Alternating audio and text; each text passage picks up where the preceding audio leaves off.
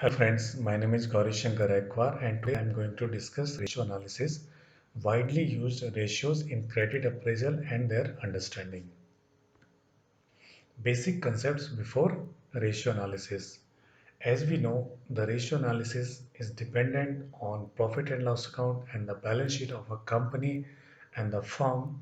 So we are going to use certain terminology from profit and loss account or from the balance sheet. So let's just have a look on those terminology. So from in the profit and loss account, we have first EBITDA, which is earnings before interest, depreciation, taxes and amortization. Second is earnings before interest and taxes, which is called EBIT. The next is earnings or profit before taxes, that is EBT. The next is earnings before earning after taxes or profit after tax, which is called EAT or PAT. So these are the certain terminology which we are going to use in the ratio analysis. The next are the terminology from the balance sheet. So let's begin with the assets. So in the asset side, we have first fixed assets. So fixed assets are the assets which are used for operation of the company. So these are the assets which are not held for selling purpose. The next is current assets. Current assets means the assets which are either in the form of cash or are realizable within a period of 12 months. The next is tangible assets. So, tangible assets includes both fixed assets or current assets which we can see, touch and feel. So these are the tangible assets. Intangible assets means the assets which we cannot see or feel or touch, like goodwill, patent, copyright are some of the example of intangible assets. Now come to liability side of the balance sheet. So the first term is total current liabilities. So before this understanding the total current liability, let's just have the understanding of current liability. Current liability means all the liability which are repayable within a period of 12 months or 1 year are called current liability. So total current liability means all the liabilities which are repayable within a period of 1 year. It also includes bank borrowing. Other current liabilities, the liability other than bank borrowings are the other current liabilities. The next is term liabilities. So term liabilities means both short-term and long-term secured and unsecured borrowing. It comes under term liabilities. Then the total outside liability. So in simply words, if we deduct this tangible net worth from the total of the liability, we get total outside liability. So this is basically the fund, borrowed fund either from the lenders or from the operational creditors. But so that's why these are called total outside liability. Then next is equity share capital. We understand preference share capital. We also understand and reserves and surplus. The next is net worth. So net worth is basically your sum of equity share capital, preference share capital if it is more than 10 years or in the form of long term, and reserve and surplus. So if we add up equity share, preference share, reserve and surplus, we will get net worth. But please remember, if the preference share capital is of short term nature and it is redeemable, then we will not consider it while calculating the net worth. The next term is tangible net worth. So if out of tangible net worth, if we deduct uh, intangible asset,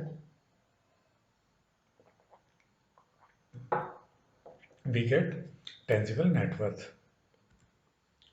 Now let's understand the ratio analysis. So what is the ratio analysis?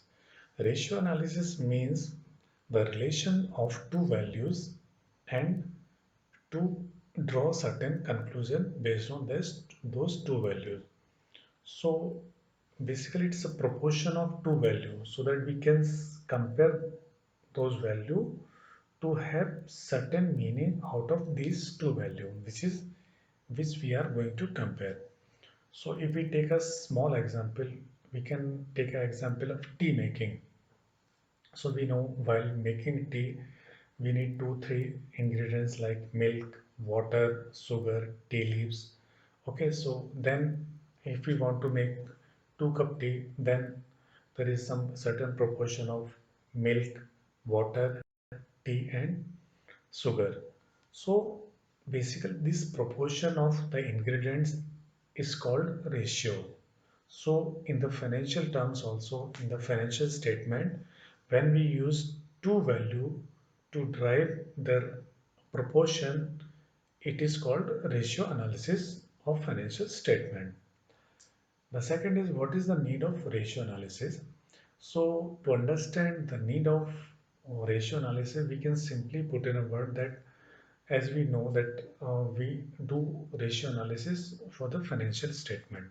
So if we just have a look on those financial statement, which is profit and loss account, balance sheet, so it runs into n number of pages, and nobody can draw conclusion by looking those number of pages and the figures which are there. So, but when we put those figure into ratios, then it gives certain meaning, and it is an indicator of different thing. So that's why we use ratio analysis.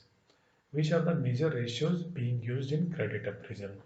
So when we do credit appraisal, we use certain ratios like EBITDA margin, profit margin, then current ratio, quick ratio, FACR, DSCR, interest coverage, debt equity ratio, etc. So these are the major ratios which we are using in ratio analysis. Then what is their interpretation and significance? So basically, the interpretation and the significance of ratios is dependent on the value of the this component, or we can say when we compare two firms or two periods. So when so ratio analysis become important when we are comparison between two periods or the two firms, so it becomes significant.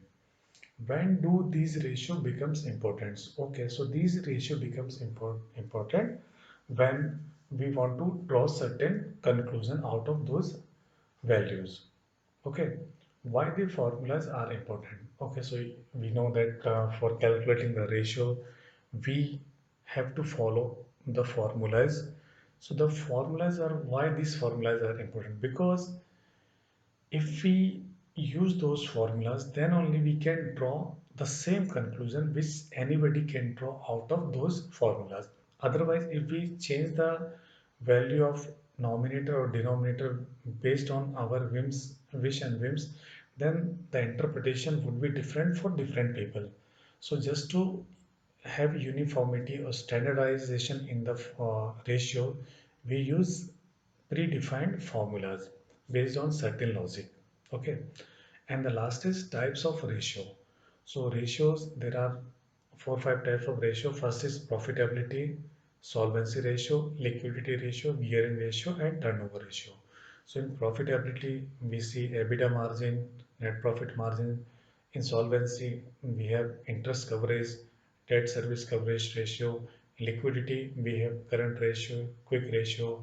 Gearing, we have debt equity ratio, TOL, TNW, and turnover. There are turnover ratio which are linked with sales turnover or the purchase turnover of the company, and with other different component like fixed assets, sundry debtors, creditors, etc. So now let's begin with our ratio analysis. So the first is EBITDA and EBITDA margins.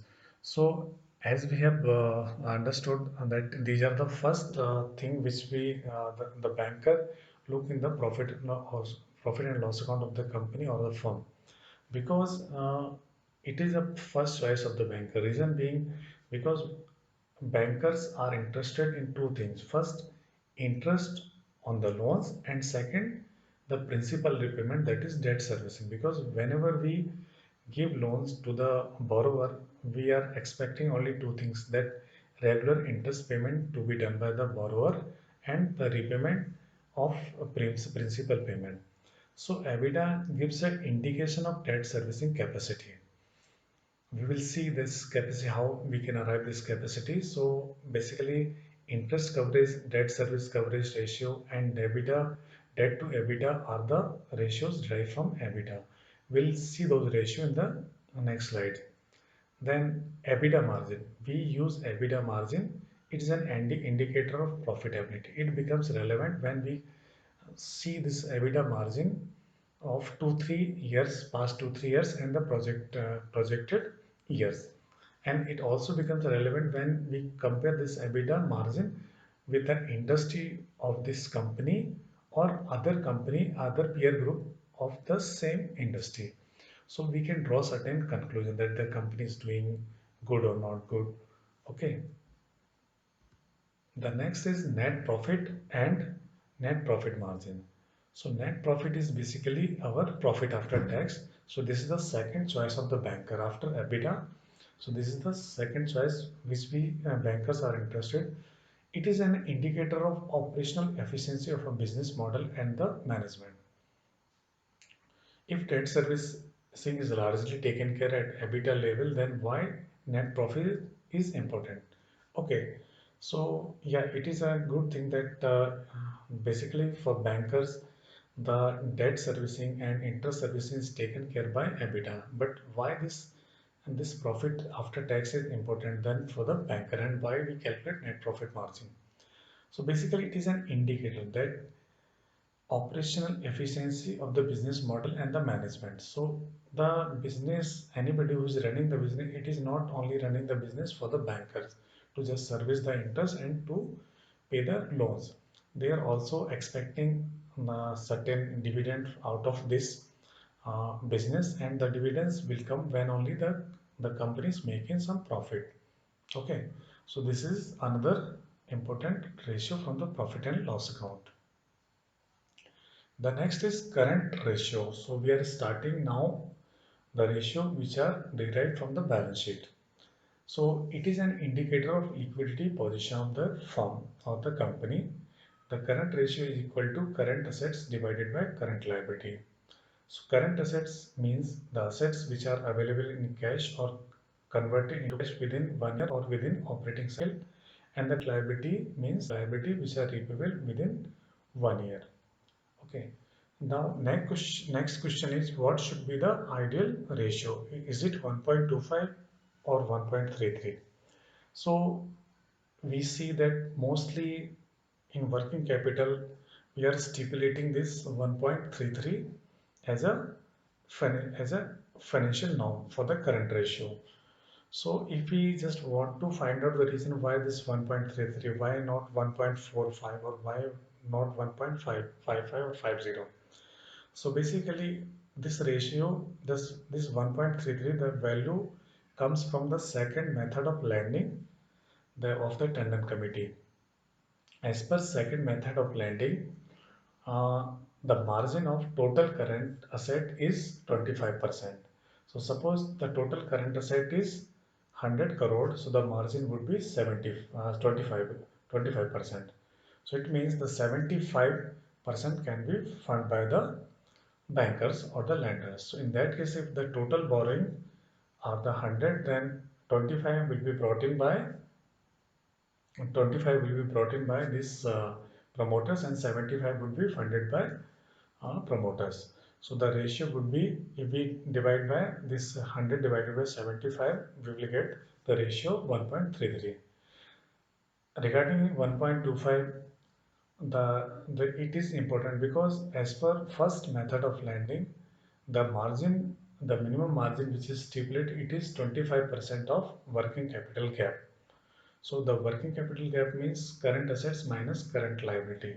So if we take this those values in this first method of lending, so we will get 1.25 ratio. So this is the relevance of 1.33 and 1.25. So mostly we are taking that 1.33 as standard norm from current ratio. So I have explained the reason why it is 1.33. Okay, higher the ratio, good or bad? Basically, we are looking for the ratio somewhere around 1.20 to 1.40 or 1.5, even 2 is also okay. But the current ratio, if it is very high like 4 or 5, then it is it indicates something that the mismanagement of the funds, because funds are either the funds are lying idle, or there is this piling of huge inventory. Then so the higher ratio is also not good or bad. So that's why we keep this current ratios somewhere around 1.33 to 2. Lower the ratio, diversion of fund, write off of book debts, write off of inventory.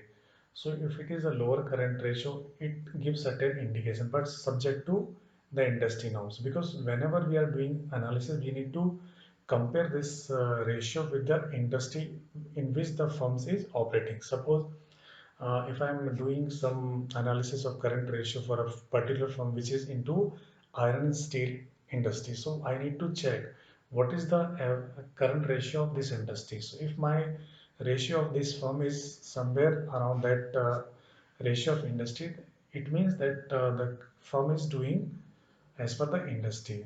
However, if the lower ratio is there and the industry's ratio is much better or higher side, then there may be certain indication and we need to justify those reason for the lower current ratio, and it can be one of the reason the short-term funds being used for other purpose like long-term loans and advances, which we have not considered in the current assets. The current ratio can go down. Okay, the next slide is quick ratio. So quick ratio, or it is also called asset test ratio.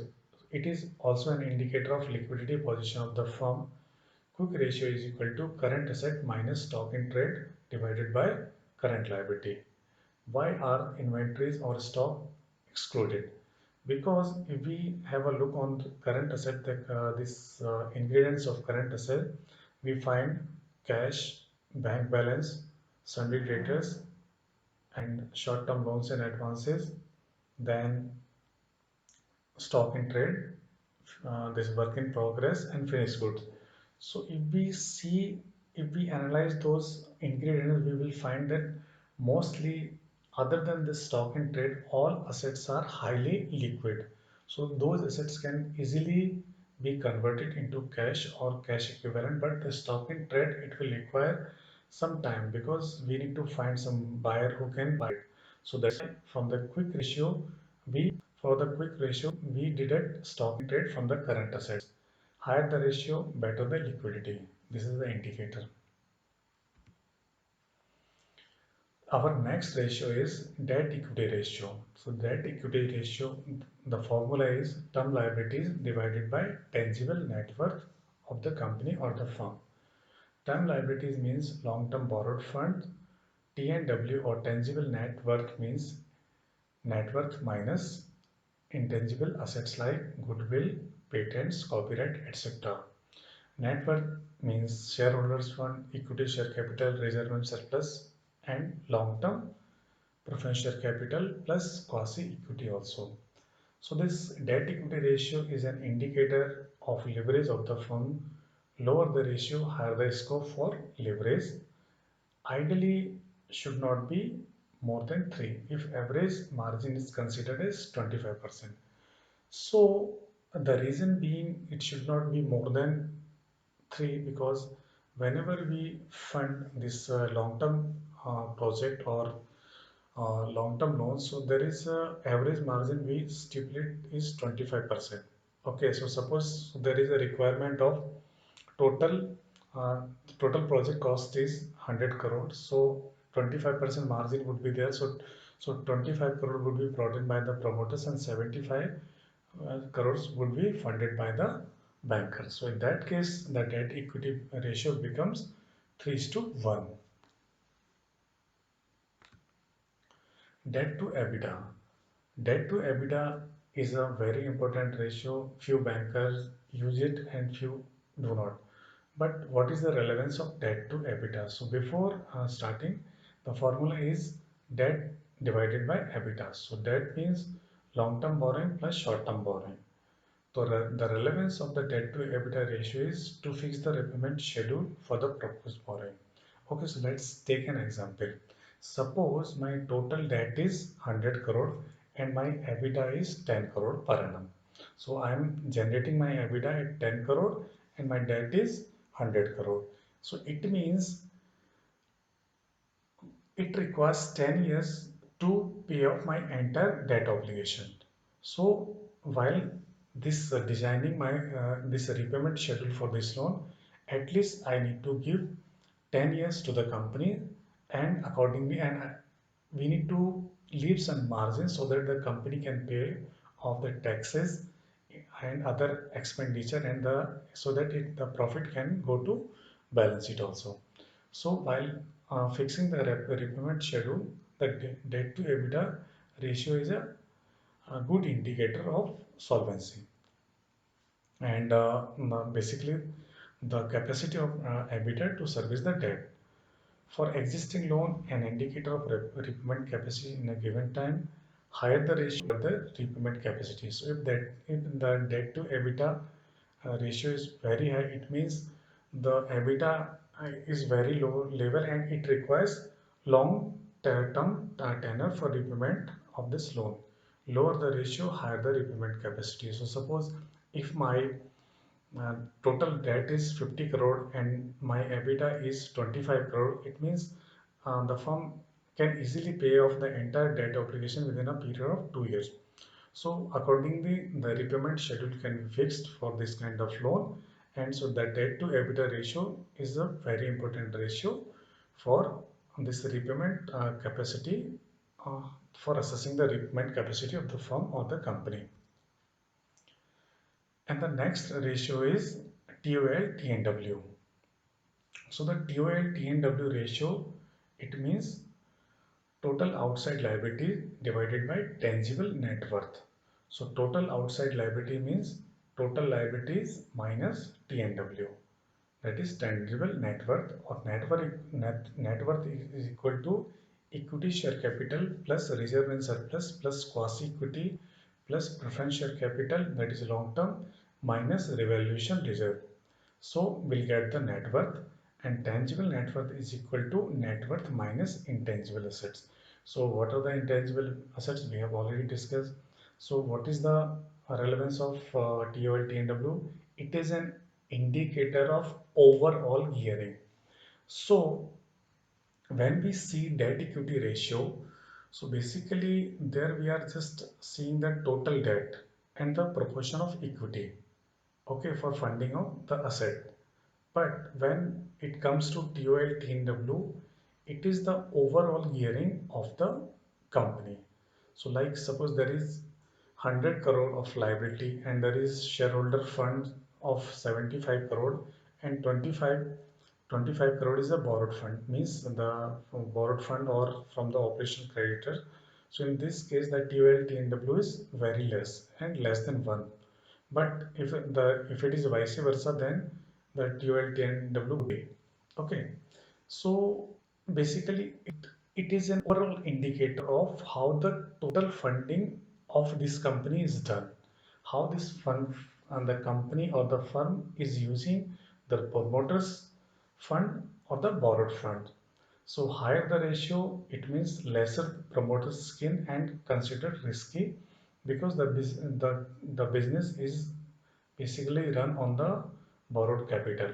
Lower the ratio, more risk in the game. It means the promoters have brought in their sufficient fund in the company. What should be ideal? So normally the same thing applies here also, that suppose if the margin is 20%, so we can say yes, the promoters, the maximum this TON TNW should be in the range of 3 to 5. It should not be more than 5, because sometimes we need to this borrow capital and there can be some delay. So ideal range is 3. Again the reason goes to same, because if the total requirement of the company is suppose 100 crore, so again this 25% margin has to be there from the promoter side. So if the total liability is 100 crore, then 25 margin must come from the promoter side. So in that case, 75 would be the debt component and the 25 would be the equity. So again, the ratio would be 3.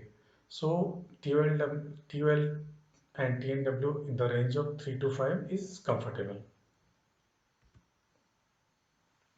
Next is interest coverage ratio, that is ICR. The formula is EBITDA divided by interest expenses. So we have discussed this. This is another solvency ratio, and it is an indicator of this interest service capacity of the company or the firm. So higher the ratio, higher the capacity, and lower risk of default. Lower the ratio, lower the capacity, and higher the risk of default. An indicator of margin of safety for the lenders. Because if we see this EBITDA divided by interest expenses, so the interest, it is not only the component which is to be served by this company. The company has to pay the taxes also, and it has to give the dividend, and it has to carry forward the profit so that it can create the wealth. Okay, so there should be sufficient EBITDA to take care of interest obligation. So higher the ratio, higher the uh, capacity of the firm. So suppose if my interest coverage is just 1.11 or 1.25, it means the company is having very neck to neck payment capacity in terms of interest expenses. So there should be enough cushion so that the company can serve interest as well as principal amount of the loan. The next ratio is debt service coverage ratio, and this is very important ratio. So let's just have a look on the formula. It is again EBITDA divided by term loan installment plus interest. It is a solvency ratio. It is used in term loans and project finance, indicator of repayment capacity of firm. So again, because when we are sanctioning the long-term loans, so we are assuring two things. One is interest, and the second thing, principal recovery. So for this, we need to have certain this EBITDA so that it can serve our interest and term loan of the loans.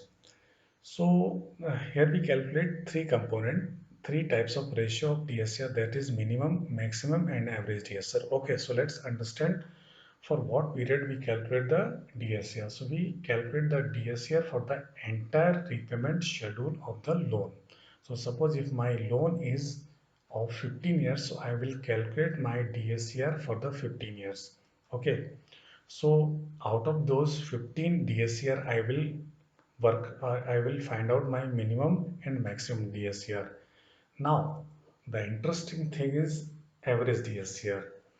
Please remember, many people do mistake while calculating average DSCR, and they simply put like 15 years of DSCR ratio divided by 15. It is not.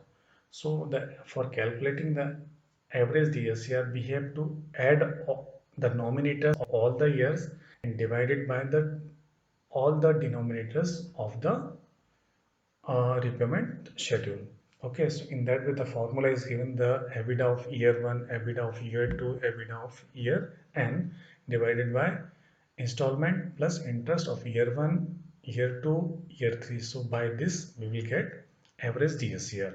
Okay, so what is the ideal? So not to fall within below 1 in any year. So because if it is less than 1 year, it means the EBITDA is not sufficient to service the debt.